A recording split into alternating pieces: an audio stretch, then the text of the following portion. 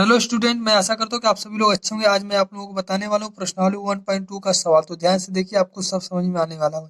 देखिए, पहला सवाल है, सिद्ध कीजिए कि करड़ी में 5 एक अपरिमेय संख्या है। सिद्ध कीजिए कि जो करड़ी में 5 है अपरिमेय संख्या है। चलिए हम आपको यहाँ पर सिद्ध करके बता रहे हैं। ध्यान दीजिए, यहाँ पर दिया है कि करड़ी में 5 एक अपरिमेय सिद्ध करना है। ठीक, तो ध्यान दीजिए, ऐसे कर लीजिए। माना, थोड़ा ध्यान दीजिए। माना जो करड़ी में 5 है, इसके बारे हम क्या मान लेंगे? P बटे क्यू। माना कड़ी में 5 बराबर P बटे क्यू। जो P बटे क्यू क्या है? एक परिमेय संख्या है। क्या है ये? एक परिमेय संख्या है। एक परिमेय संख्या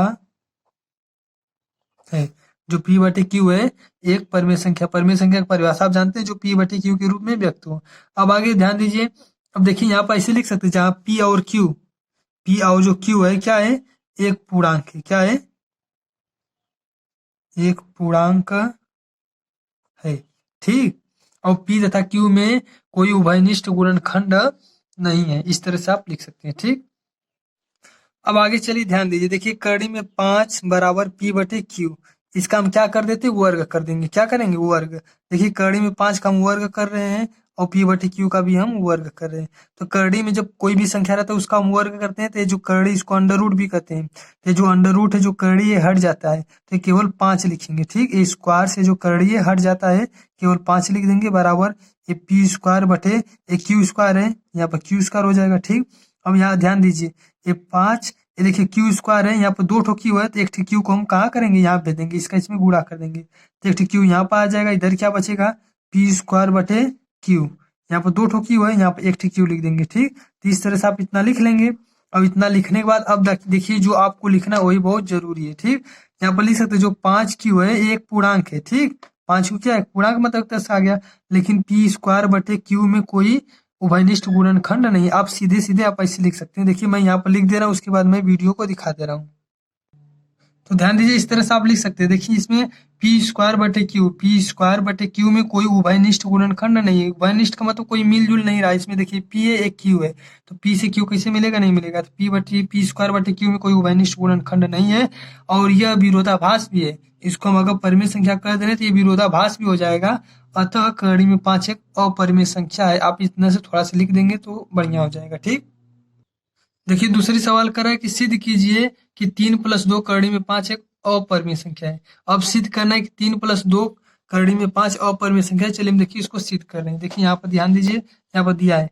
ठीक, तो देखिए, 3+2 करड़ी में 5। अब ऐसे कर लेंगे, माना, क्या कर लेंगे? माना 3+2 करड़ी में 5 बराबर, या देखिए P बटे क्यू भी लिख सकते हैं, या A बटे B भी मान सकते हैं। आपका मन है तो X बटा Y भी मान सकते हैं। ठीक, तो X बटा Y मान लिए। ठीक, तो माना 3+2 करड़ी में 5 बराबर X बटे Y। ठीक, अब ध्यान दीजिए थोड़ा से। देखिए, 3 इधर प्लस में उधर जाएगा तो माइनस में हो जाएगा। 2 करड़ी में 5 बराबर X बटे Y। ये देखिए, 3 इधर प्लस में उधर जाएगा तो माइनस में हो जाएगा। फिर देखिए, 2 करड़ी में 5 बराबर, ये देखिए 3 का गुणा Y में होगा। ठीक, तो क्या होगा? Y का गुणा 3 में होगा, तो यहाँ पर क्या हो जाएगा? 3Y हो जाएगा, और सबके नीचे क्या हो जाएगा? Y। सबके नीचे क्या हो जाएगा? Y। फिर देखिए 2, अब देखिए करड़ी में 5 केवल लिखिए, करड़ी में 5 बराबर, देखिए 2 का इधर गुणा है, 2 का इधर गुणा माना जाता है, इधर आएगा तो भाग। तो भाग का मतलब नीचे लिखाएगा, 2 का इधर देखिए गुणा, इधर आएगा तो नीचे भाग होगा, तो 2 का गुणा Y में होगा, तो क्या हो जाएगा? 2Y।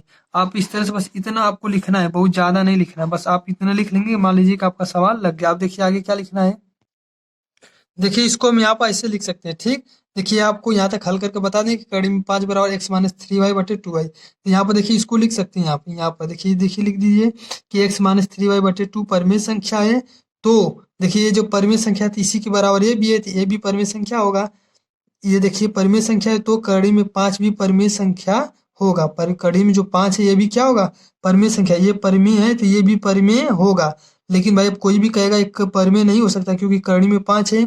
कई लोग विरोध कर सकते हैं। तो देखिए, कड़ी में 5 भी परिमेय संख्या होगा, लेकिन यह विरोधाभास है।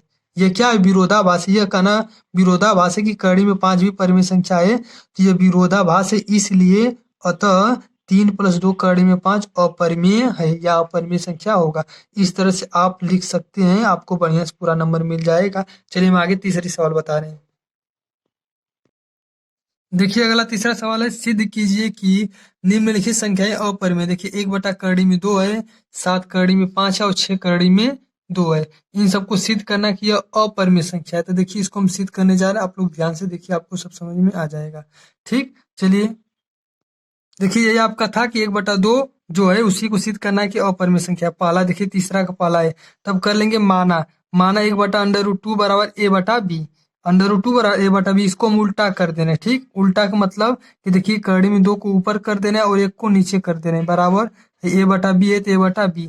देखिए हम नीचे हर में एक लिखे या ना लिखे उससे कोई दिक्कत नहीं, क्योंकि एक का किसी में भी संख्या में भाग देंगे तो उतना ही रहेगा। तो एक को हटा देने, कड़ी में 2 बराबर क्या लिख देंगे, a/b। अब ध्यान दीजिए, इसको ऐसे लिख सकते हैं कि a/b क्या है, एक परिमेय संख्या है। क्या है, एक परिमेय संख्या, एक परिमेय संख्या है। क्या है, एक परिमेय संख्या है। तो क्या है, परिमेय संख्या है, तो कड़ी में 2 भी परिमेय होना चाहिए, परिमेय होना चाहिए। ठीक, ध्यान दीजिए कड़ी में जब देखिए a/b परिमेय संख्या है तो इसी के बराबर ये भी है, तो ये परिमेय है तो ये भी परिमेय होना चाहिए। लेकिन इस तथ्य का इस तथ्य का विरोधाभास है। क्या है, विरोधाभास है। अतः जो 1/कड़ी में 2 क्या है, अपरिमेय होगा। क्या होगा, अपरिमेय होगा। इस तरह से आप लिख सकते हैं, अच्छा से आपको पूरा नंबर मिल जाएगा। ठीक, इस तथ्य का विरोधाभास है। ठीक, इस तथ्य का ये क्या है, विरोधाभास है कि कड़ी में 2 परिमेय है, यह विरोधाभास है।